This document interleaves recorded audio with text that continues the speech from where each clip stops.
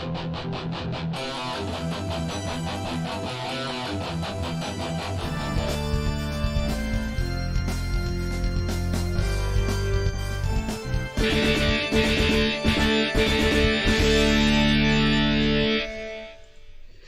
everyone, I'm Dr. Angela Fuca and welcome to the Livestream Symposium. I'm a PhD and a religious studies scholar, and this is your online resource, now live, for the academic study of magic, esotericism, witchcraft, shamanism, and all things occult. So let me see who is in the chat. Actually, I was already telling people that I do not remember how to speak English anymore. I know speak English. Well, that's a lie. I can still speak English even if I'm in Italy. So, hi. First of all, thank you, Academic Police and Andrew, for moderating the chat. And hi to Andrew, Edward, Hank, my patrons. Thank you so much for being in the chat. And hi, Sherry LaFay, and Robert, and Gematria 32. Hi everybody, it's nice to see you all here for the live stream. I hope it wasn't too well, it wasn't impromptu, but I didn't give you much notice because it's everything is a bit more difficult when I'm over here. In fact, now I'm at a friend's house to the live stream because the place I usually stay at doesn't have a very good internet connection, so I wouldn't have been able to do the live stream. At first I thought I would try, but then I realized that it cannot even hold up for a video call, so it would have been a failed attempt. So I just decided to come over here and ask for political exile, I think. See, I cannot speak English anymore. So yeah, nice to see everybody. You may have noticed from my Instagram that I've been in Tuscany the past week. I went to see a couple of friends and stayed exile. Yes, thank you, Ray.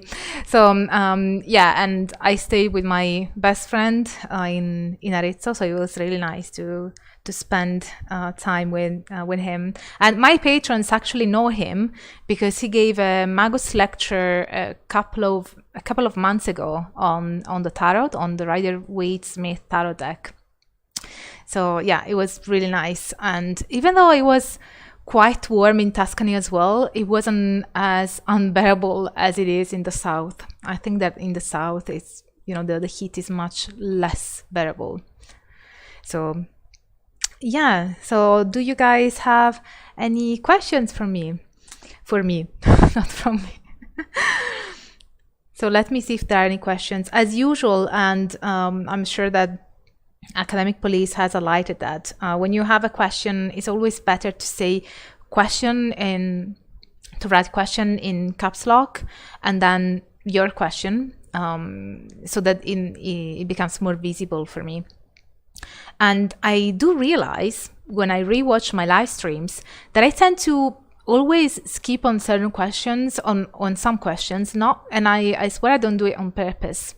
So if you want to make sure that your question is asked, the best way is to super chat your question. That way you will also support my work, and it makes it so visible that it's impossible for me to miss it.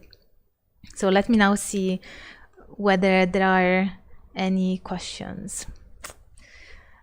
Also, you may know as well that I was in Ireland last month for 2 conferences, and I also got to meet Justin, Dr. Justin Sledge from Esoterica. That was really nice, and it was a surprise. So that was a lovely meeting as well. Let me see if there are questions now. So, Gothic extravaganza. Predicated upon my last minute arts, what is your opinion on phantoms? Could you be a bit more specific? I'm not sure what you mean, to be fair.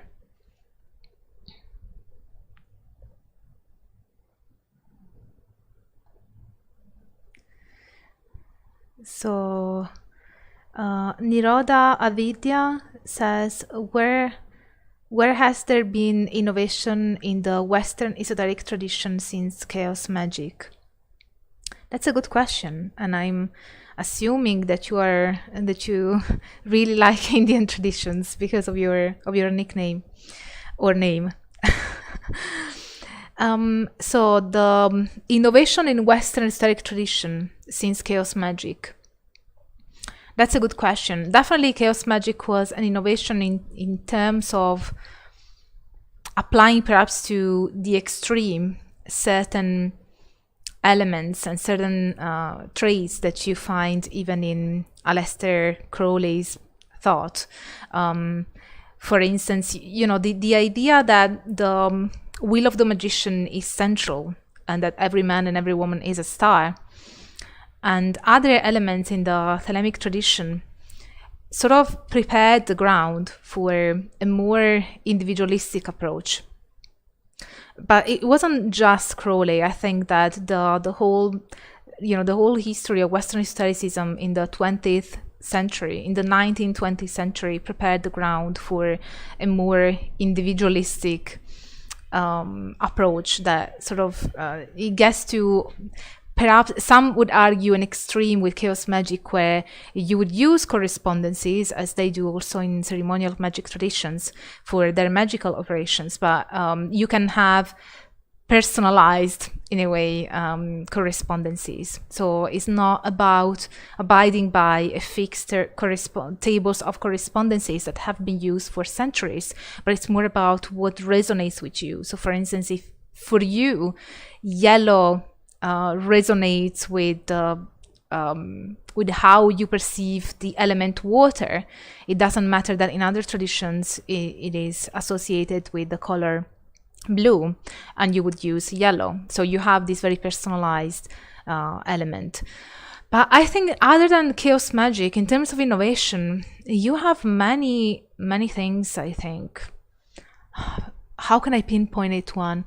Maybe transcultural shamanism. I think transcultural shamanism was also quite an innovation. For instance, Michael Harner. That's from the 1980s, so it's not that much later compared to chaos magic. I think that shamanism has become more prevalent and has also become more influential in the Western esoteric traditions. So I would say that shamanism, and especially transcultural shamanism, as you know, since we're talking about the West, although I've argued in my PhD that you can have indigenous shamanism even in the West, but I would say that shamanism has been an innovation, and also the latest development of pagan witchcraft have also been quite an innovation, and the left-hand path and how the perception of it has evolved in the last few decades, that's also been quite an innovation. So I hope that answers your question. Let me see if there are other questions.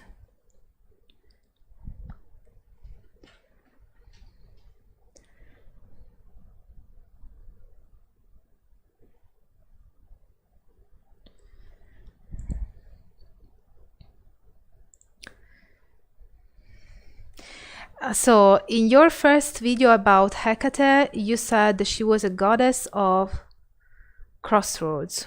In your second video, no such mention. Why do you suppose she was let go from sad calling?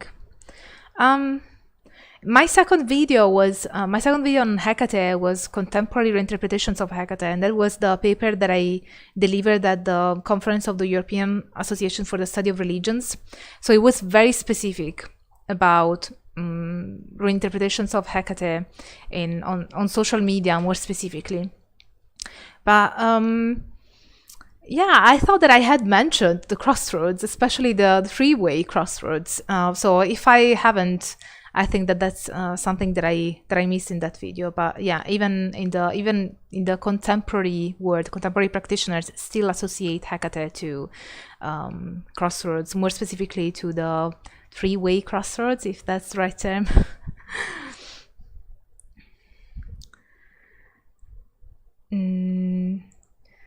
So Weakness says, is there a high priestess? In general, in life? What do you mean? Well, there are high priestesses in Wicca, for instance, in the Wicca tradition, and in traditional Wicca, you have high priests and high priestesses. But yeah, you can have high priestesses in many traditions, really. So I'm not sure what you're asking. I think it's always good if you guys are specific in your questions, so that I can manage to understand exactly what you want to know. Oh, sorry.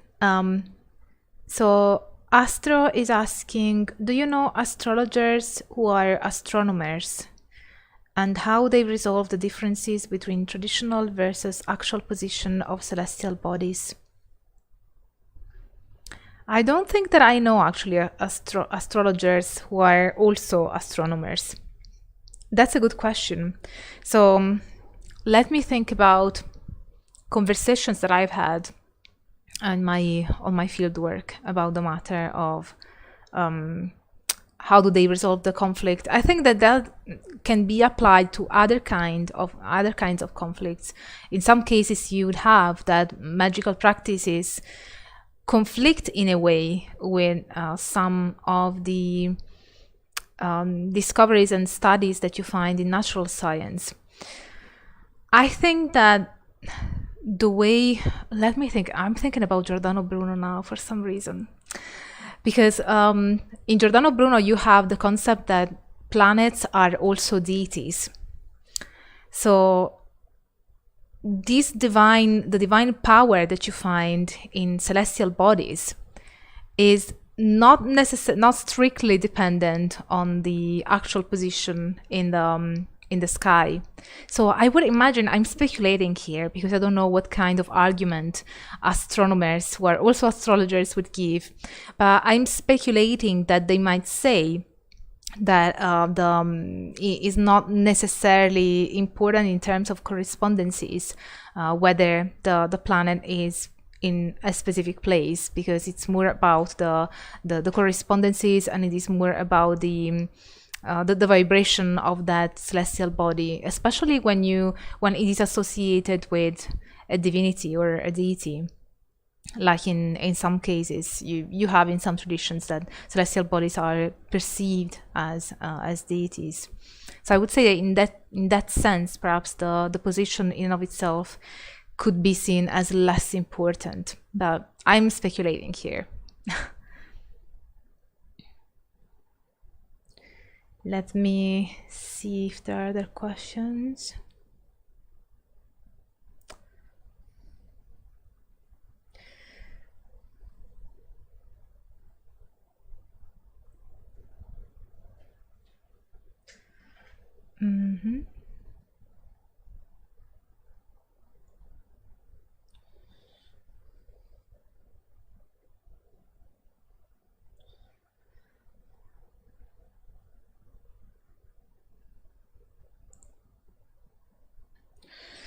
I would enjoy more Goetia.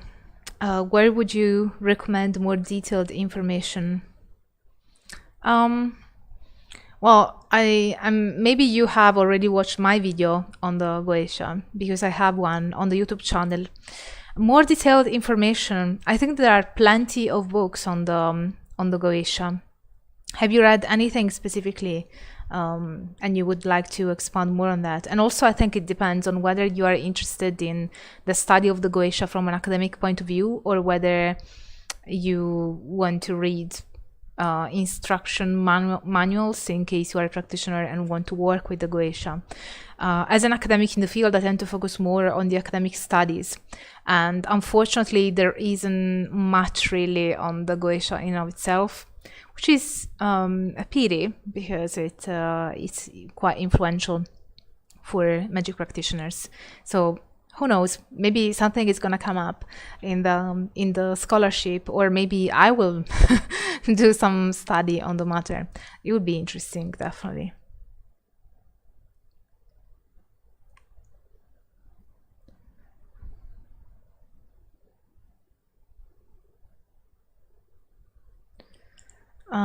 Ray is asking, in your opinion, what is the importance of materiality and physical devices in magic? Again, I find the question a bit, I'm not sure exactly what you're asking here, whether the physicality is important in magical practices, or physical devices, maybe you mean magical tools. I'm not sure I'm understanding the question right, but if I'm understanding it the way I've just explained, I would say that physicality in of itself is important for, I'd say, most magic practitioners, but the role that physicality and the physical world plays massively depends on the belief system of the practitioner, because you have magic practitioners that belong to all sorts of religions, Christianity, Islam, Judaism, and paganism. As you guys may know, I specialize more in paganism, pagan witchcraft, shamanism, and contemporary esoteric practices that tend to be more polytheistic rather than monotheistic. So in the latter case, since that's what I specialize in and what I know best, and it's also what I know best, the material world plays an important role, because in pagan witchcraft, in paganism, there is an immanent view of the divine, which means that the divine is imbued in the physical world. I actually made a TikTok lately about it, and I was under the rain, unbothered by the rain, actually enjoying the rain. And I was explaining exactly this, that in a pagan belief system, usually pagans believe that the physical world is imbued with the divine. So you have certain religious traditions that have that kind of Gnostic perception, that kind of dualistic perception, that you have the physical world and the spiritual world, and in order to ascend or transcend, so there's the perception of transcendence, so transcending the physical body, the mundane state of existence, to something that is higher. So there's this perception that you have to go higher than the matter, than the gross matter. So here you see a dualism between the spiritual world and the material world, where the material world in a way keeps you separate from the spiritual world. In some cases, in a lot of cases, actually, it hinders your spiritual path. In paganism, you have that reversed, and even in tantric traditions. So you have the idea that everything that belongs to the physical world and the senses and even the sensual pleasures, all these things actually can get you more attuned to the divine, closer to the divine, and can be an integral part of the spiritual experience. So you don't have anymore the thank you for the donation, Hank. So you don't have the perception that the physicality keeps you away from it. And in terms of the magical tools, whether they are important or not, it really depends on the tradition, because in ceremonial magic traditions, magical tools are extremely important. And in other traditions that tend to be more eclectic and less they are less involved with ritualism, or they have a more loose, eclectic, individualized way of entertaining ritual practices. In those cases, you have that magical tools are considered to be an addition, but they are not essential. In other traditions, more of the ceremonial kind, they tend to be considered as more essential. So it really depends on the tradition and the belief system. I tend to give long answers. Let me see if there are other questions.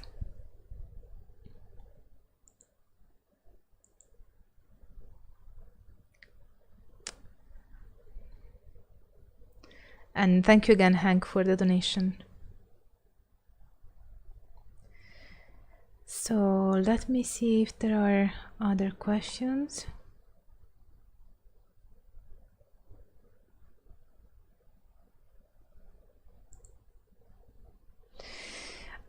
Hello, Dr. Puka. Did you watch Andrew Mark Henry's celebration stream on Wednesday? He also mentioned you. Yeah, Andrew and I are doing a collaboration in, I think, in late September, if everything goes right, on the evil eye, and he will address the history, the history of the evil eye, and I will address the evil eye in the modern magical practices. So yeah, we are doing a collaboration together. I'm really grateful to Andrew, actually, because it is thanks to him that my channel I say that the first collaboration that he and I did launched my channel, really, because he started much earlier than I did, and he's extremely successful at what he does, and I really envy his in a good way, in a bad way, but he's great. His videos are amazing, not just in terms of the content, but also the editing. I hope to learn how to improve my videos, and I want to learn how to make animations, and I really want to improve my videos in the next few months. I'm planning on learning new skills so that I can employ them to make better videos. But yeah, I really admire his content, and I'm grateful because he really helped me when my channel was basically a newborn project. So he's been great, and it will be amazing to collaborate again. And I'm really happy that he reached 500,000. It's totally deserved.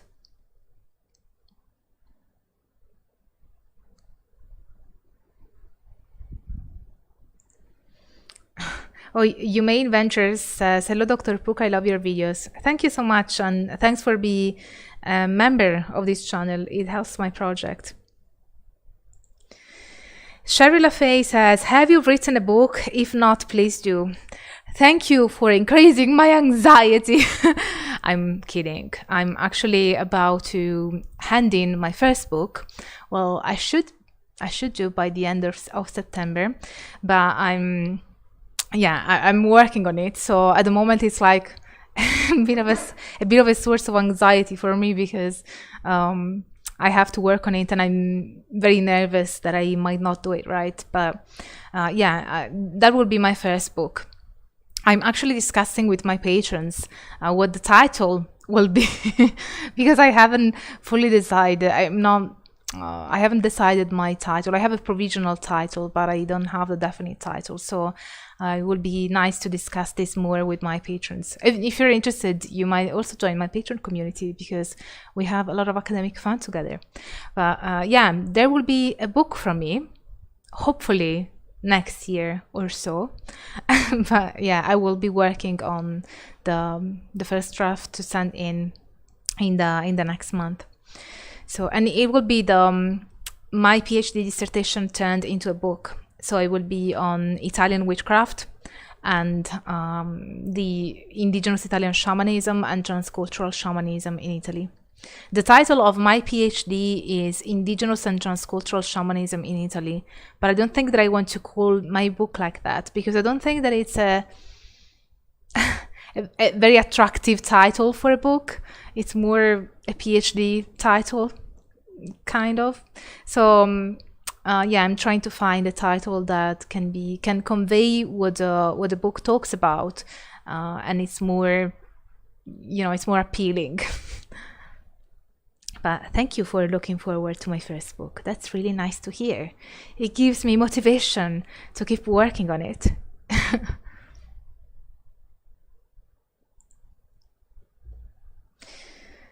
So, hola Angela, hola. Do you think Giordano Bruno's Memoria could be viewed as or develop as a kind of Western Tantra?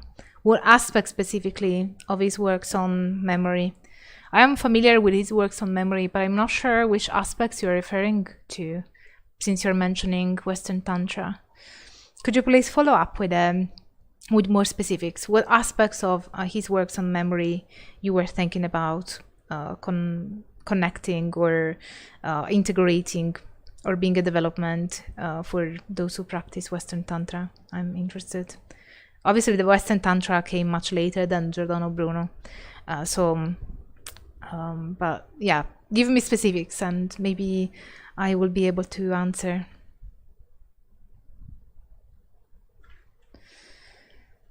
So let me see if there are other questions.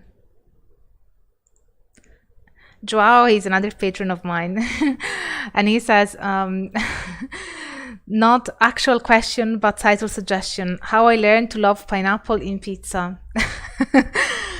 I do not, and you know that my Italian citizenship would be revoked if I ever ate pineapple on pizza. I just refuse to do that. You know, as an Italian, I think that that's a no-no. Or maybe I could do that as a tantric practice, because as you guys know, a lot of people associate tantric practices to sex, and there is that element too, but it's actually a small part of tantric practices. Tantra is all about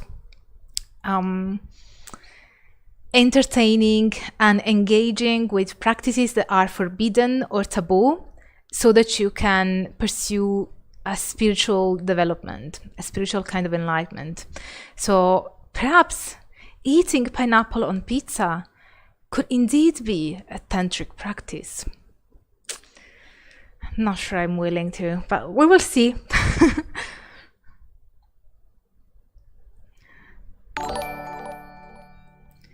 So let me see if there are other questions.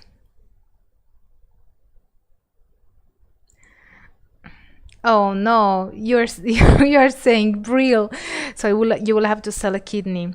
Yeah, my book should come out with Brill.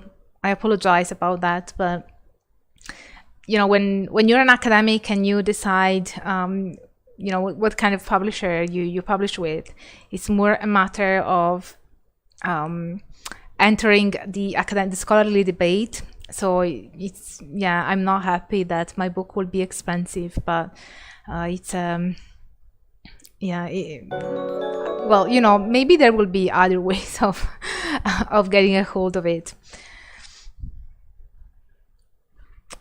Thank you, Humane Ventures, for your donation. So let me see if there are other questions. Oh, yes, there is a question here. So what are your thoughts on Raven Grimacys' take on Italian witchcraft? Oh, you want me to get angry? Have you watched my video on Stregheria? So, Zen, Angela, Zen. So my take on Grimacys' Italian witchcraft is that it is not Italian witchcraft. So I mean, not to disrespect those who find value in its work. So if you are a practitioner of Stregheria, who's not even an Italian word, I think one thing that anthropology taught me, research anthropology taught me, is the deep respect for people's beliefs, because I understand that what people believe and their spiritual practice is integral to how they live in their world and their worldview and even their well-being. So I'm extremely respectful of, you know, in case you believe that and in case that has enriched your life in any way. That said, talking about, you know, the historical elements and the elements of accuracy in what Grimacys says, since he claimed that what he was talking about was Italian witchcraft, that is, you know, is not true. I don't know how else to say it. It's not Italian witchcraft what he talks about. It is Wicca, eclectic Wicca with an Italian flavor. But, you know, if it helps Italian Americans to reconnect with their heritage, I understand that that could be of value, but there is no Italian witchcraft in Grimacys' work. And I personally also have a problem with him because I was present in discussions between Grimacys and Italian witches, actual Italian witches, and he was trying to witch-splain. I don't know how else to put it, but he was trying to explain to Italians, you know, what Italian witchcraft was about. Actual Italians, you know, those who were born and raised in Italy and actually knew Italian, which he did not know. So yeah, I think that my take on Grimacys transpires. But yeah, if you want to know more, you please watch my video on the matter. But again, I mean, no disrespect to those who practice it and find value in it. I think that that's a different matter.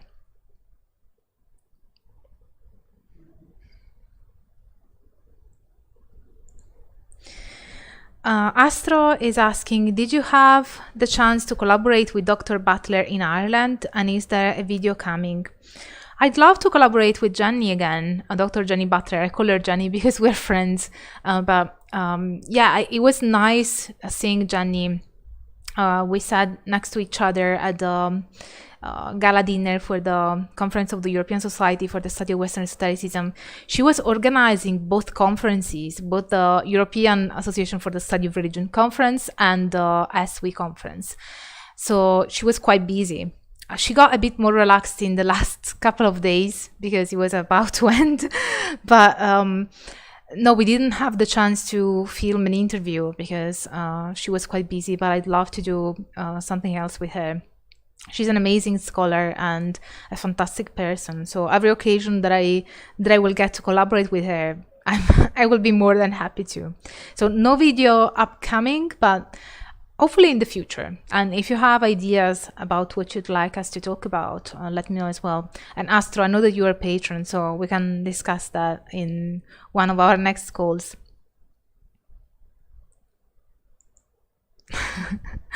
Hank says, what about pineapple spaghetti carbonara? Well, I think that would be, you know, that's a stregheria kind of dish. Let's put it that way.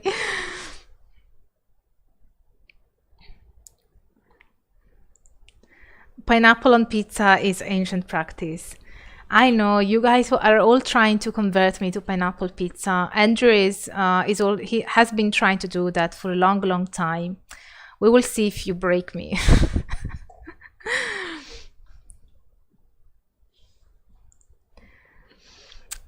Could there be a Kindle version that is more affordable? I hope so. I hope that there will be a more affordable version. I will work on having a more affordable option. So let me see if there are other questions.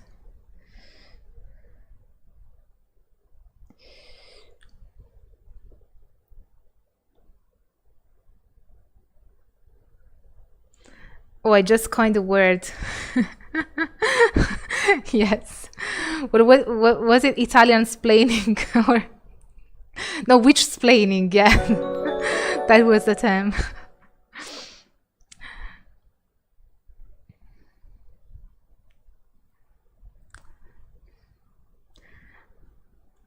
Let me see if there are other questions. So this was meant for last month's Q&A. Iphigenia got caught by swiping text earlier.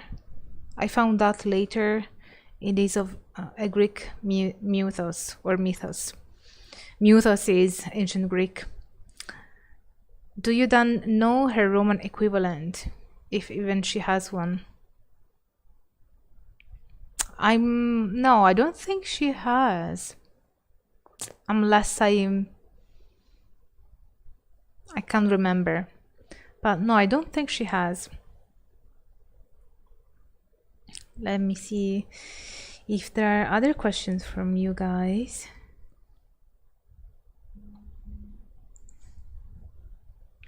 Did he even witch-splain in Italian? Of course not. Of course not.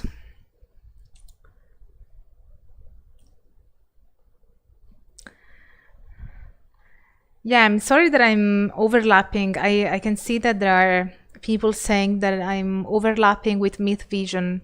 I didn't know that that Derek also had the live stream, but it's fine. You know, if you want to leave and join that one, I understand. I'm just doing the live stream at this time because that's the time I can do it.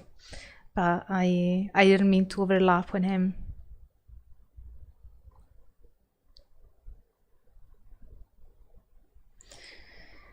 Elijah says, when and where did the magical tradition originate in Italy? Was there a certain book that was the focus in the early days? No, there wasn't a specific book that was the focus. That's a characteristic of, I'm assuming that we are talking about Italian witchcraft, and Italian witchcraft, well, first of all, up until my PhD, it wasn't even systematized as one tradition. So you couldn't really talk about Italian witchcraft because what you had was a set of vernacular regional traditions, folk magic traditions that were practiced in different regions of the country, but it wasn't seen as one unitarian Italian witchcraft tradition. So that wasn't there. So the first scholar that coined a term that systematized the different forms of Italian witchcraft as one form of Italian witchcraft was me. And that was my PhD. So it's not it's something quite recent. But in terms of the practices, of course, the practices are quite old.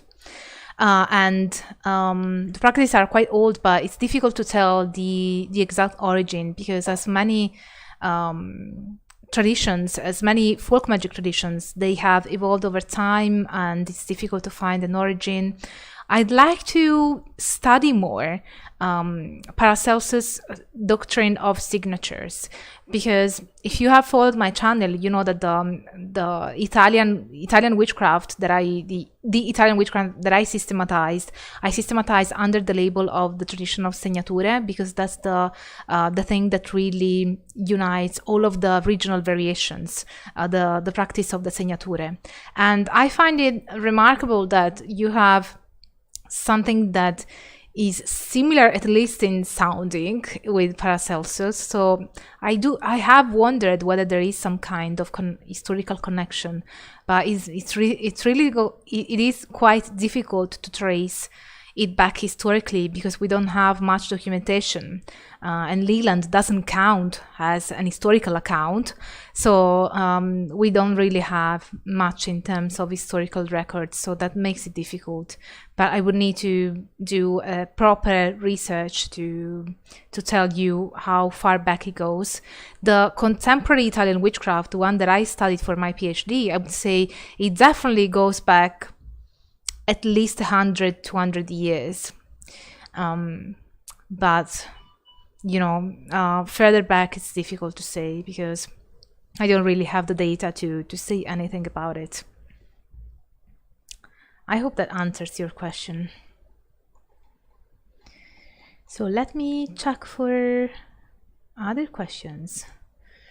Humane Ventures, what resources would you recommend to study authentic Italian witchcraft? Good question. So there are many things. So as I said, the first scholar that studied Italian witchcraft in a systematized way is me for my PhD. So when my book comes out, that will clarify things. However, I have a publication on the tradition of segnature that is free to access, so it's open source. I love open source, but unfortunately you cannot always do that. But yeah, if you look up my video on Italian witchcraft and the tradition of segnature, I have a video on that. You will find that in the info box I have listed a number of sources, and those are the only sources in English that you will find on the matter. There are other sources in Italian, so if you know Italian, you could access other sources, but some of them are not even academic sources.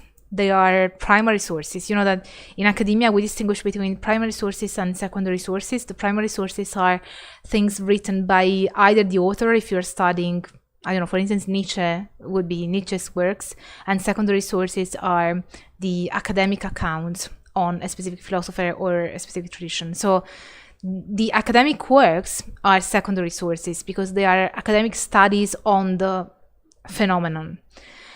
The primary sources are sources made by practitioners. There are some primary sources in Italian, and there was an interesting book that I found to be important in my PhD, which is called Lo Shamanesimo in Sardegna, which is the shamanism in Sardinia. And it was not written by a scholar, an academic, but she is an ethnographer, unrelated to any institution. And I think that her work was really good, even though it was not peer-reviewed. But I was allowed to use it anyway because it was an accurate representation, and because there wasn't anything really. So yeah, the few things that are there, you will find them in the info box in my video on Italian witchcraft. And other than that, I hope you will be patient and wait for my book to come out.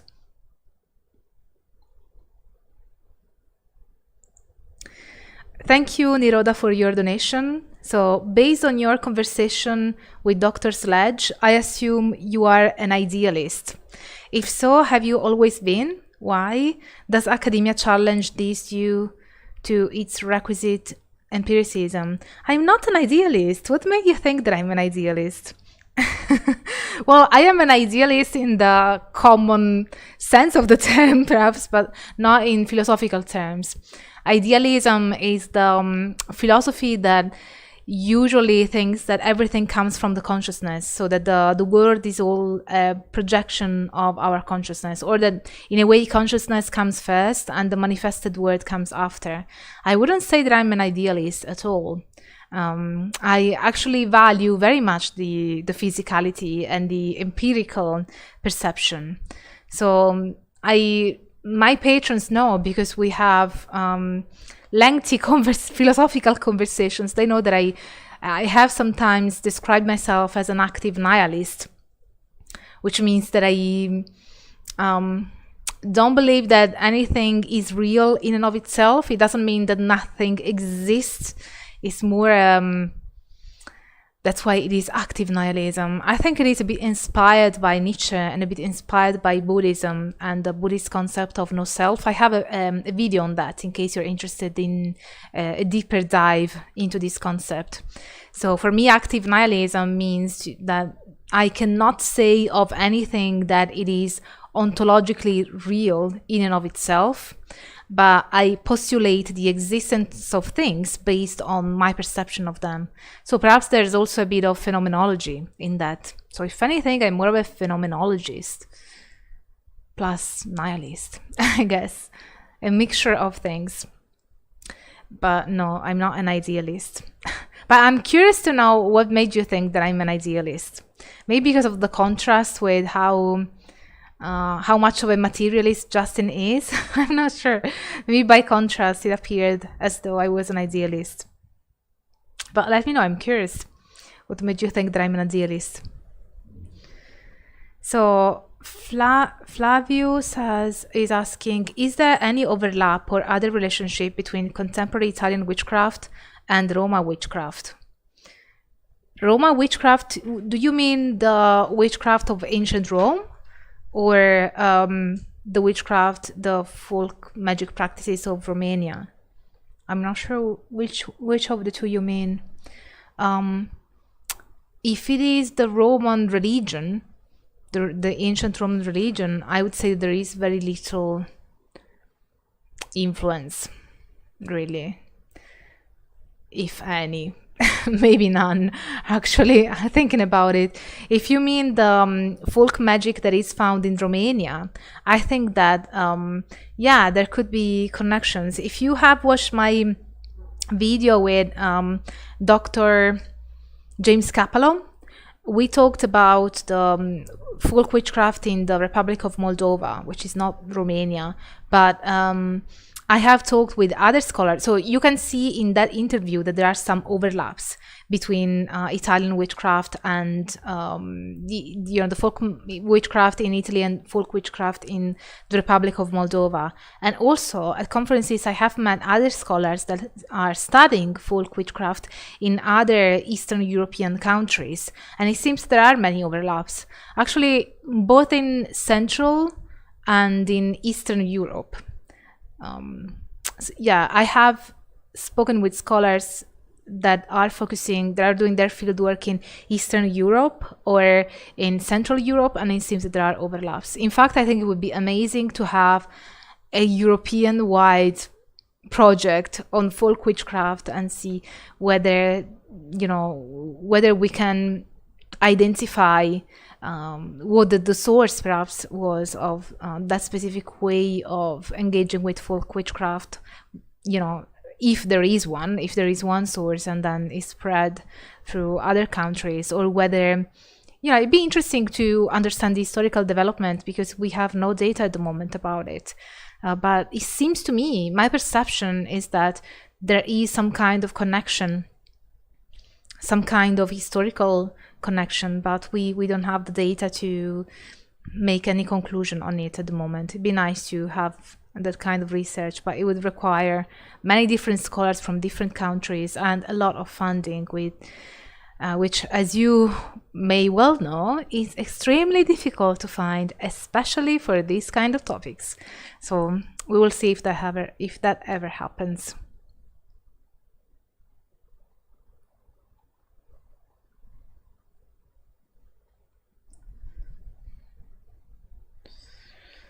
Let me see if there are other questions.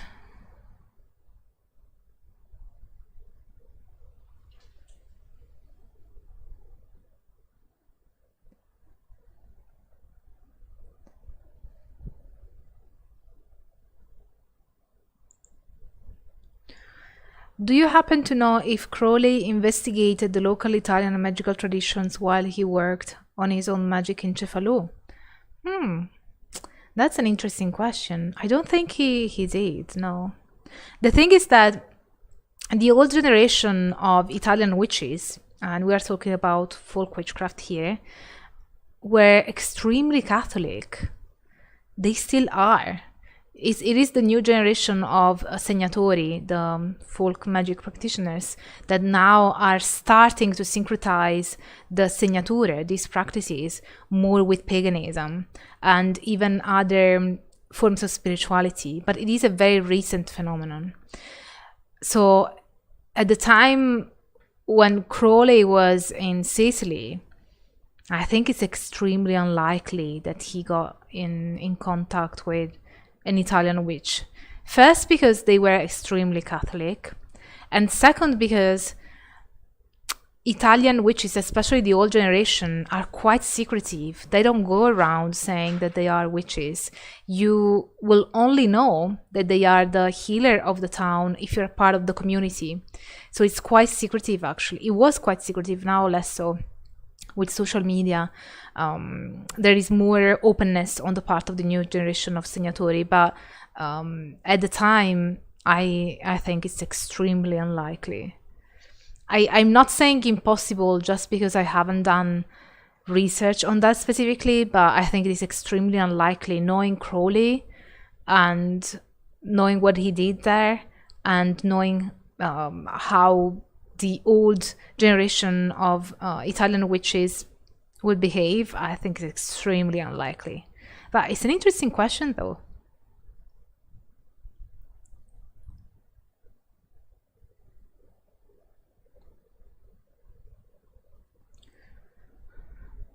Let me see if there are other questions.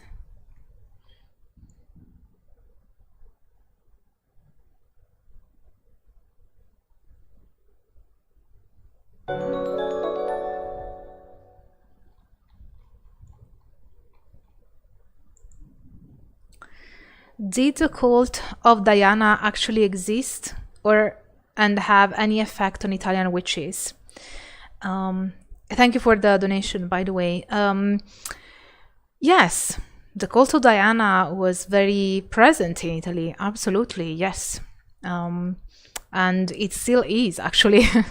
So the influence on Italian witches, it's a bit difficult to tell because, as I said, Italian folk witchcraft up until recently was very Catholic. So the Italian, so if you look at the segnature, for instance, the segnature are the central gestures, the central magic practice in Italian witchcraft. And it is a combination of signs and gestures and words uttered.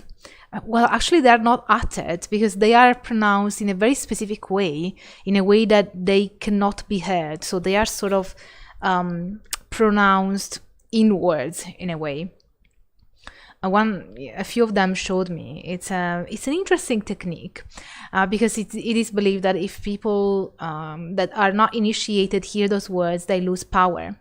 So considering that Italian witchcraft, you know, I would imagine in the past 100 years, perhaps 200 years, going back to, because I only have the data from my fieldwork. My fieldwork is on the contemporary world. Some of my informants have talked about their parents, grandparents, and great-grandparents. So I think the farthest back I can go is 200 years, really stretching it back. So for the past couple of centuries, the Italian witches were extremely Catholic. So I would say that the influence that Diana, or Diana as you would say in English, has played as a goddess was not as massive, unless there is some historical development that can link these folk magic practices to Diana farther back in history, but I don't have data on that. However, there was a widespread, further back in time, there was a widespread cult of Diana, and you still find temples all around Italy. And now there are pagans that, the contemporary pagans have reclaimed those kind of worships of certain deities. So you have temples of Diana all over Italy, really.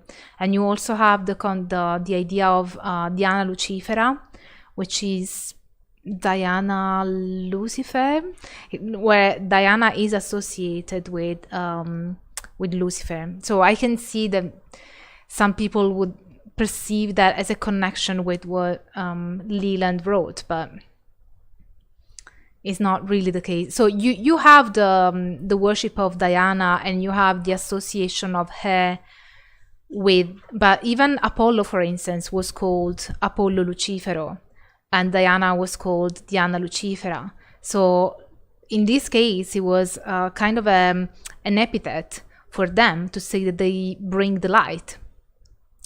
And so no, I wouldn't say that as far as my data go, based on my data, I don't see really a connection between the Italian witchcraft practices and Diana. Maybe if I was able to do a more historical study and try and trace back the contemporary folk magic practices and see how it developed historically, maybe I could have more information about it. But based on what I know, I think it's extremely unlikely. But now, as I said, the new generation of segnatori, the new generation of Italian witches, as I said, they are now syncretizing with paganism. So you do find that some of them are working with Diana and practicing the segnature, but it is a more recent development because usually there are a lot of people might not be interested in getting the segnature passed down on them so it is more likely that the member of the family that will want to be initiated, because usually it's only one family member, at least in the past. Now things are changing, and I recommend watching my videos on the matter if you want to know more.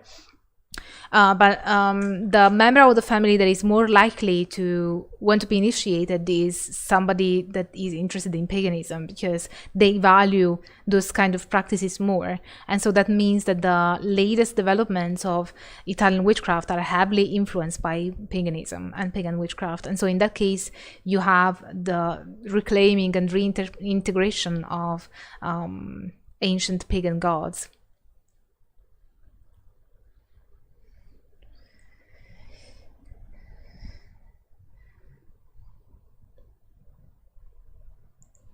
Oh, interesting, an Italian. He says that his mother practices the segnature, but paradoxically, she doesn't consider them magic because she's a Catholic. Yeah, Luca, this is exactly right. It's exactly what I found in my research. So the old generation of the segnatori, people who practice segnature, have exactly that mindset. They even wouldn't consider themselves witches. They wouldn't call it witchcraft because they are very Catholic, and witchcraft is not a good thing for Catholics. So thank you for your contribution, Luca. Yeah, this is completely in line with all the data that I have collected during my PhD. It's interesting also that I get emails and messages and comments, which I adore. So thank you again, Luca, of people confirming me that. And another thing that I found interesting is that a lot of people across Italy send me emails saying, oh, really? So this is all around Italy? I thought it was just my town that had, you know, this kind of particular thing going on. And so because it's been very insular in a way. It's widespread and insular at the same time, because people just wouldn't say it out loud. They just wouldn't, disseminate the knowledge that they have.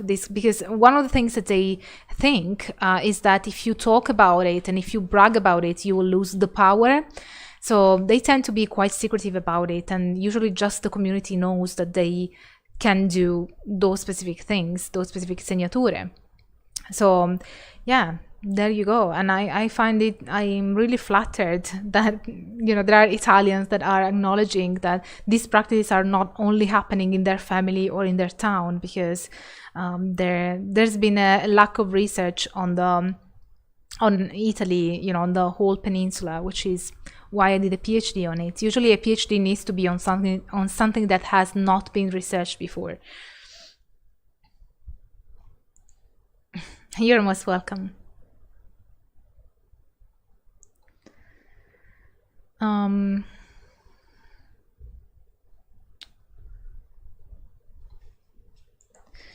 Have you explored more Oriental systems of magic? If so, which one of them is the most fascinating and interesting in your opinion? For example, Japanese magic and Thai shamanism. So you may know that I actually started out as a Buddhologist. Well, I wanted to be in Buddhist studies to begin with when I was still an undergraduate student.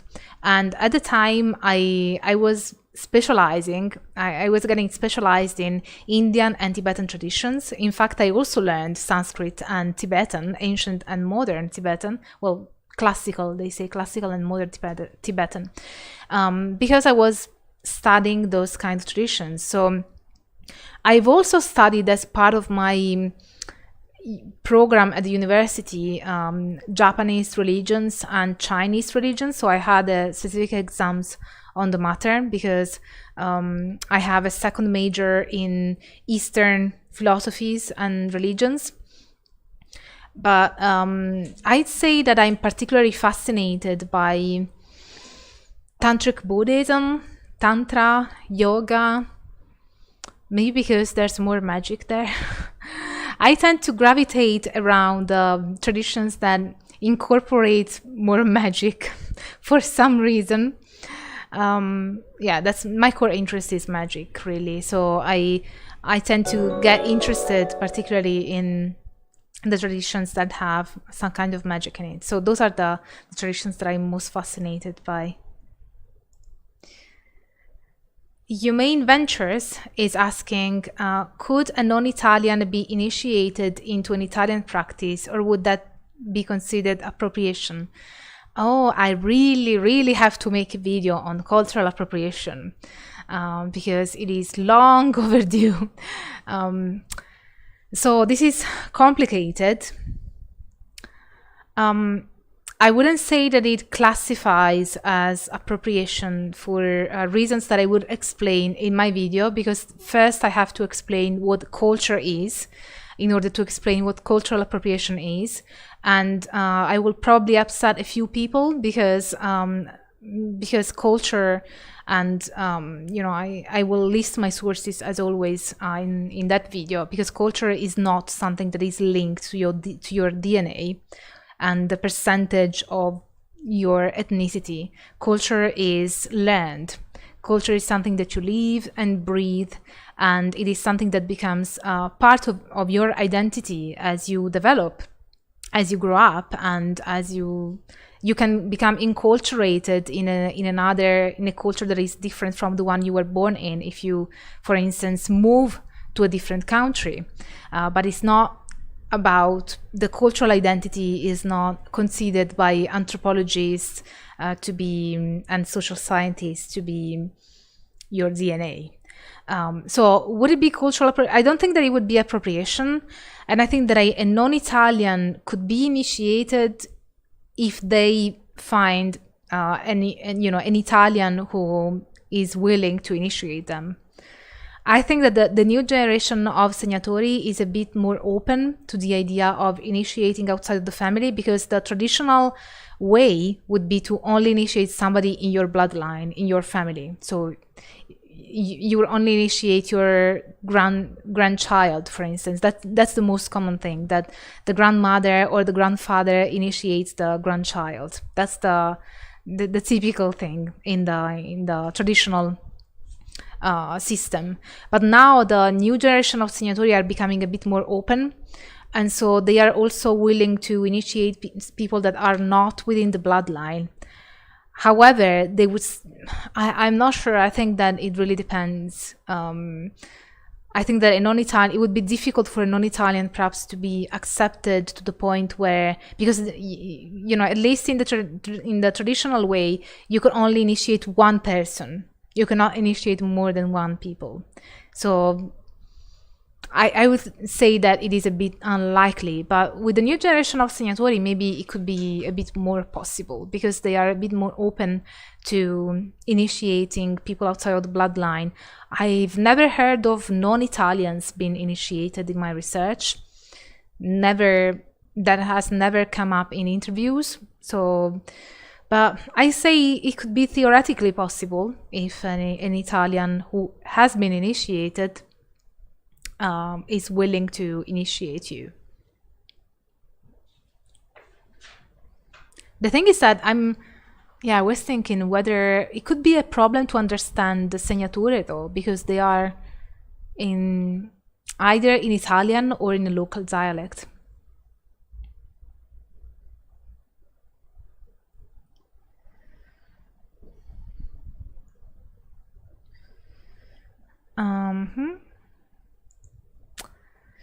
Can prayer in Abrahamic religions be considered magic, since it's common for magical practices to be forbidden in these religions? I don't really like to get into Abrahamic religions because because it's not my specialty. But I would say that prayer and magic are two different things. However, you can use prayer in a magical practice. So I'd say that it depends. So for instance, you have the use of the Psalms. That's quite common in Hoodoo and in other magical practices. In contemporary magical practice, you find that practitioners will use passages from the Bible as well. So, and I guess they could also use prayers, but it really depends. I think the prayer, the way it is done, and for instance, in Catholicism or in Christianity, I'd say that that's not magic. It becomes magic when it is framed in a magical setting, in a ritualistic magical setting. I hope that's clear enough. If not, let me know.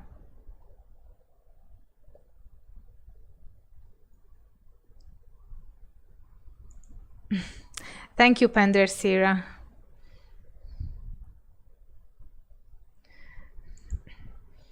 Oh, you're really nice. Thank you so much. Iculus? I'm not sure. Iculus? Oh, hi, James.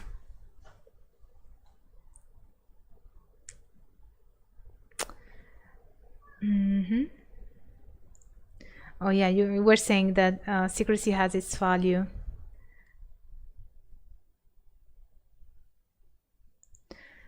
Oh, you're saying that you grew up in Florida, USA as a Catholic, and my Southern Baptist family said it was witchcraft.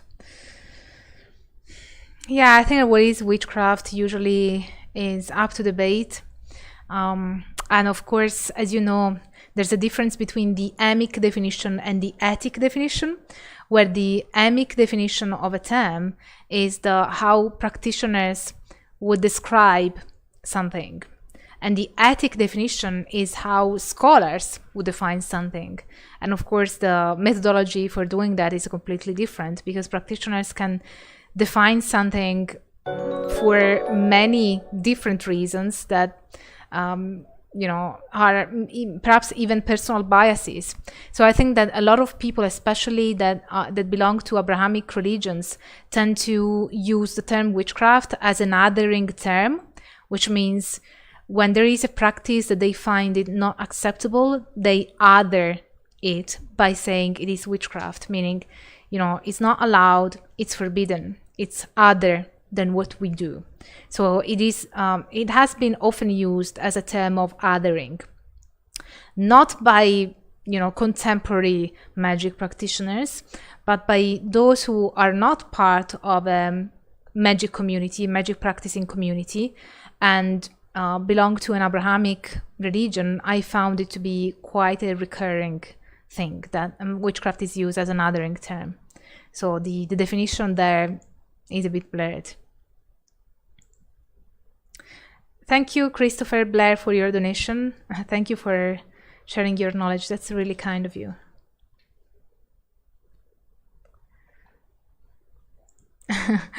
Oh, you're lovely, Human Ventures.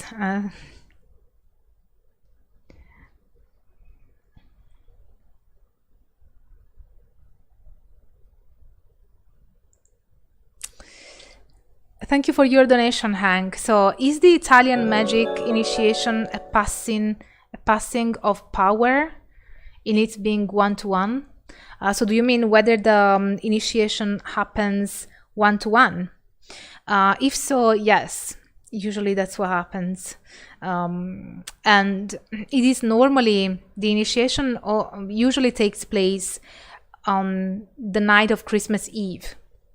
So either between the sunset of Christmas Eve and the dawn of Christmas, or more commonly at midnight, in between the 2 days.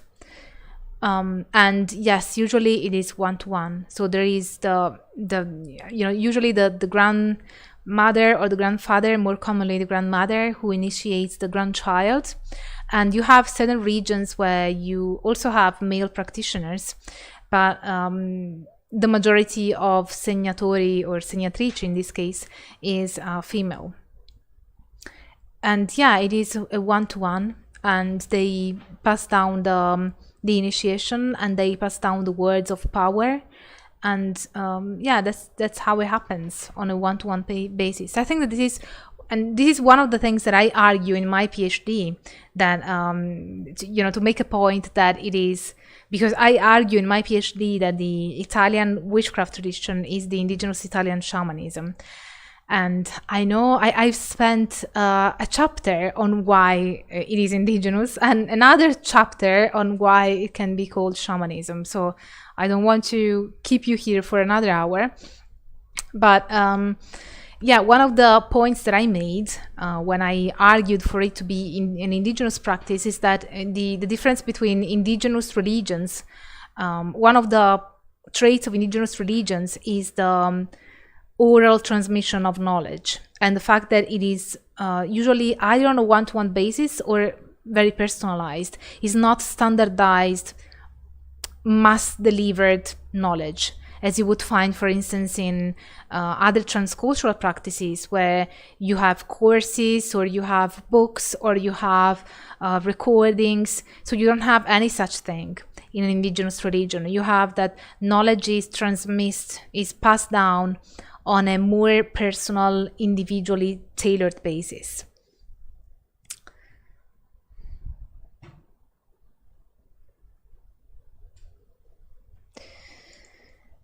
Does all magic go back to Hebrew and the holy names of God and Kabbalah? No, definitely not. There are so many different forms of magic that have little or nothing to do with that. But the Western esoteric tradition, yes, has been massively influenced by what you mentioned. So I think that we can wrap up our live stream for today. I hope I haven't missed any question, and if so, just leave them in the comment section, because then, you know, when I go back and watch the chat, I always realize that there is something that I have missed. But before we wrap up this conversation, first I want to thank you all for coming over and being in the chat. It was lovely to be chatting with you guys. And also I'd like to remember you that this project of delivering academic free knowledge on YouTube and my social media is really only possible thanks to your support. And if you have the means that can help at all, I would really appreciate it if you could support my work with a one-off PayPal donation by joining memberships next to the subscribe button, or by joining my Patreon community, which I'm really proud of. I always talk about my Patreon community everywhere, even with colleagues, because it's, you know, I'm really proud of my Patreon community, not only because of the financial support, but also because we have created an amazing community on Discord. There is a book club, we have monthly lectures, and for instance, last Magos lecture was delivered by one of my patrons, Dave. Thank you again, Dave, who volunteered to deliver a lecture on AI, future of technology, and witchcraft. So yeah, I'm really proud of that. So if you want to join my Patreon community, you will be joining this amazing community of brilliant people and you know, academically inclined members, and also support my work. So it's a win-win, if you ask me. And also, if you are watching this now, or whether you're watching it later, and if you enjoyed this conversation, please don't forget to smash the like button, subscribe to the channel, and activate the notification bell so that you will never miss a new upload from me. And thank you, Hank, for your donation for chocolate and wine. I'm just about to go out with friends, so thank you very much for that. Really appreciate it. So yeah, and thank you all for being here and sharing my videos around and helping this community grow. And I hope you stay tuned for all the academic fun. Bye for now. Mwah.